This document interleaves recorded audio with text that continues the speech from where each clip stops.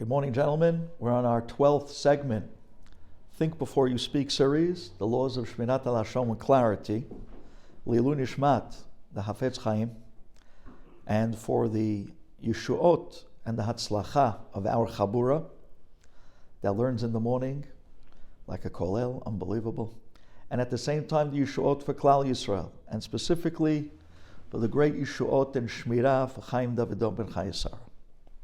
This morning's halacha is titled, The Eyewitness.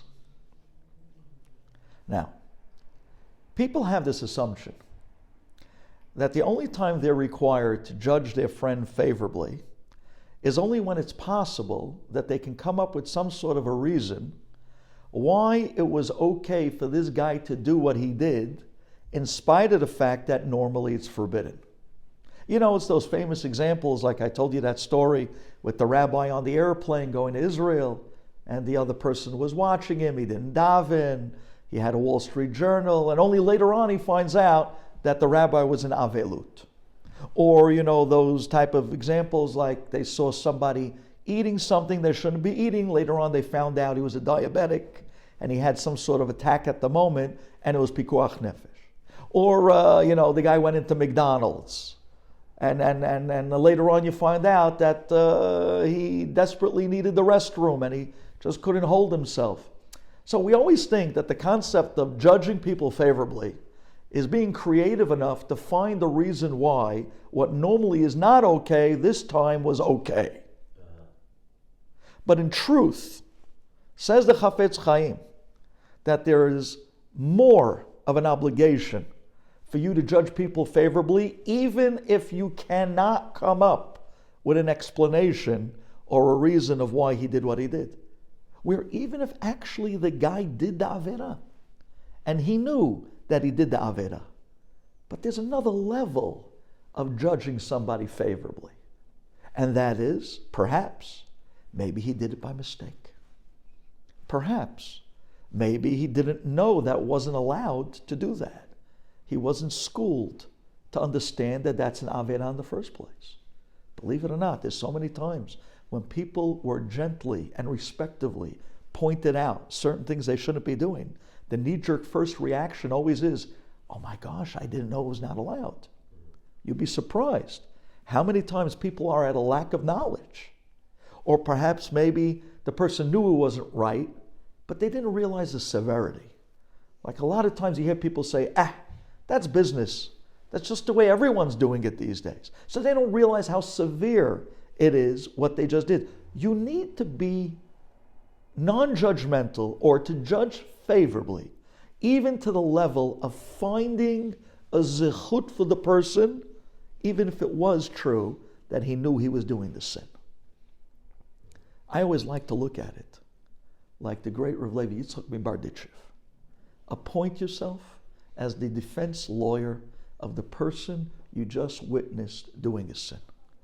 And instead of condemning him, step up and defend him in front of his maker and say, Abba, your kid is still golden. Your kid is still great.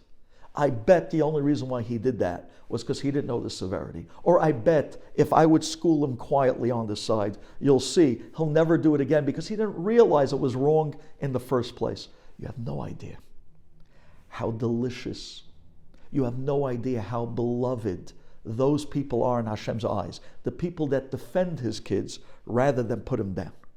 And therefore, if chas v'shalom you do see somebody that is doing an Avera, and the chance is that he might know that he's doing something wrong, judge him favorably and never, ever tell over to someone else what you saw. That's absolute Lashon Hara. There's nothing to talk about. Either way, if it's clear, what happens if the guy does an Avera and you know this guy and you know that he knows that this Avera is severe? Where you know, like let's say, you know, he did it in hiding in a way where he understood it was bad, but he just couldn't help himself. So if this is a religious, frum Jew, generally, frum religious Jews, Yerei Shamayim, stay away from Averot. And if he's caught in private doing a certain Averah, it's forbidden to tell anyone. If you find out that this guy did a sin in private, it's forbidden to tell anyone. Says the Chafetz Chaim, you are to approach him in private. He did the sin in private, approach him in private and encourage him to guard himself.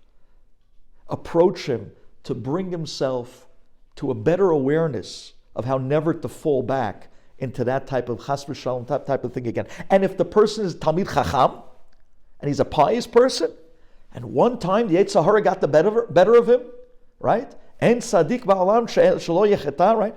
Even the best of people, where Yetzer Hara got a hold of him one time, and he fell, it's forbidden to tell anyone.